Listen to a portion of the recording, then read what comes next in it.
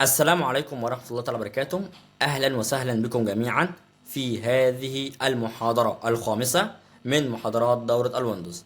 طبعا يا اخواتي، انتوا لو فاكرين احنا في المحاضرة السابقة شرحنا اللوحة الرقمية، شرحناها بالتفصيل الممل واتكلمنا عنها وشرحناها بالتفصيل الممل. النهاردة ان شاء الله هشرح لكم الثلاث أسطر بتوع اللغة العربية وهشرحهم لكم برضو بالتفصيل الممل. قبل ما نبدأ بس نشرح، عايز افكركم بحاجة صغيرة قوي، وهي الصلاة على النبي. اللهم صل وسلم وزد وبارك على سيدنا مولانا محمد وعلى آله وأصحابه أجمعين. طيب يلا بينا يا شباب نبدأ نشرح، أو بمعنى صح يلا بينا يا شباب نخش على الشرح بتاعنا على طول علشان ما نطولش على حضراتكم. هنبدأ نشرح أول زرار، تاني زرار في السطر الثاني من تحت على ايديكم الشمال، وهو حرف الهمزة على الواو، أو حرف الهمزة على الياء قصدي يا شباب. همزة على الياء. يبقى يا شباب تاني زرار في السطر الثاني من تحت على ايديكم الشمال، وهو حرف الهمزة على الياء. همزة على الياء. طيب يمين حرف الهمزة على الياء، همزة على السطر. همزة على السطر. يمين حرف الهمزة على الياء، حرف الهمزة على السطر. همزة على السطر. طيب يمين حرف الهمزة على السطر، حرف الهمزة على الواو. همزة على الواو. يمين حرف الهمزة على السطر، حرف الهمزة على الواو. همزة على الواو. طيب يمين حرف الهمزة على الواو، حرف الراء. راء. يمين حرف الهمزة على الواو، حرف الراء أو الر.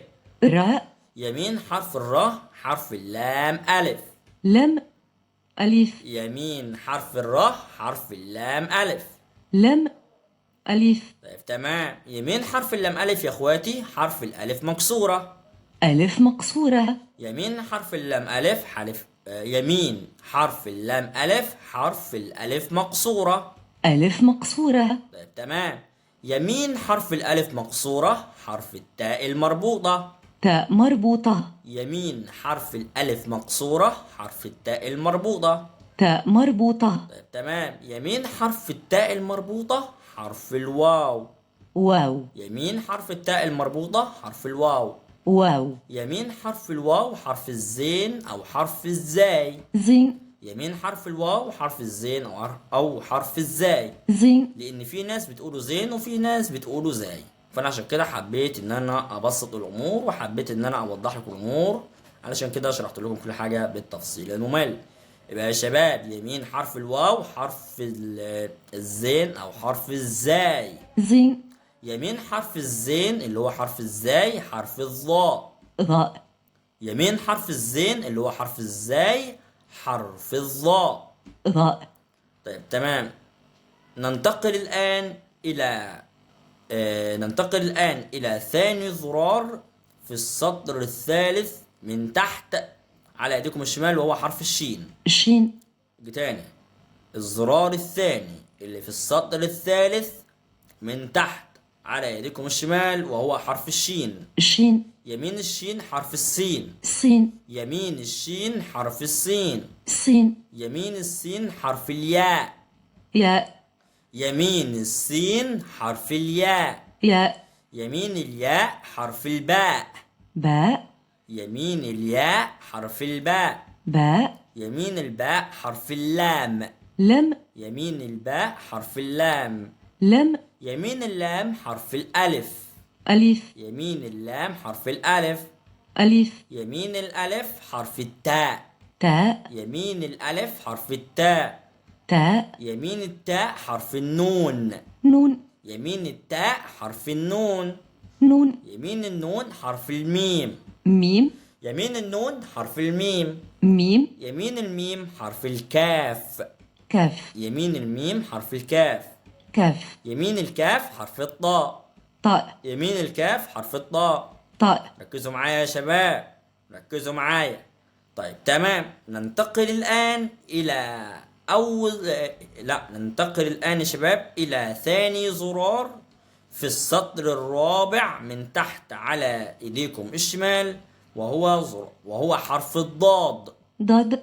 يبقى يا شباب ثاني زرار في السطر الرابع من تحت على ايديكم الشمال وهو حرف الضاد. ضاد.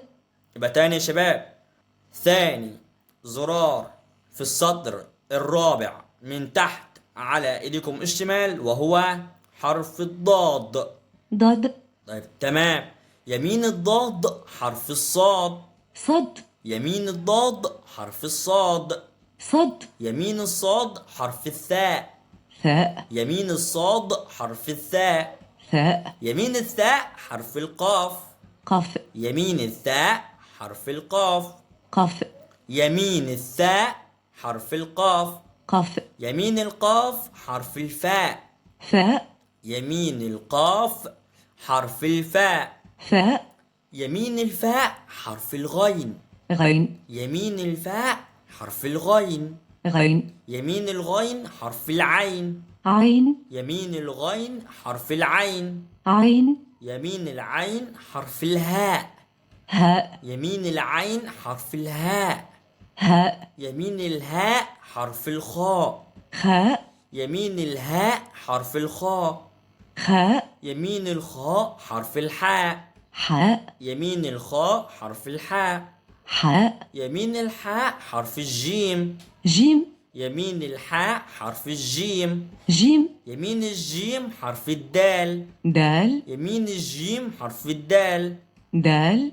كده لحد هنا يا شباب نكون وصلنا إلى نهاية هذه المحاضرة، وأتمنى لكم دايما الإفادة والتوفيق والنجاح في حياتكم، وأتمنى يكون الشرح بتاعنا مبسط وسهل ليكم، وأتمنى تكونوا انتوا استفدتوا منه. ولو أي حد عنده أي سؤال أو أي استفسار أو أي حد مواجهة أي مشكلة بخصوص المحاضرة دي، أو مواجهة أي مشكلة عامة بخصوص الموبايلات أو الكمبيوترات أو اللابتوب، أو لو أي حد عايز يسألني على أي سؤال أو أي استفسار بخصوص الشرح اللي احنا شرحناه في المحاضرة دي، او بخصوص اي حاجة تخص عالم التكنولوجيا جميعا، يقدر يكتب سؤال او استفساره في التعليقات، وانا ان شاء الله اشوف تعليقاتكم كلها وهرد عليكم بالتفصيل ممل. واشكركم على حسن استماعكم، والسلام عليكم ورحمة الله تعالى وبركاته.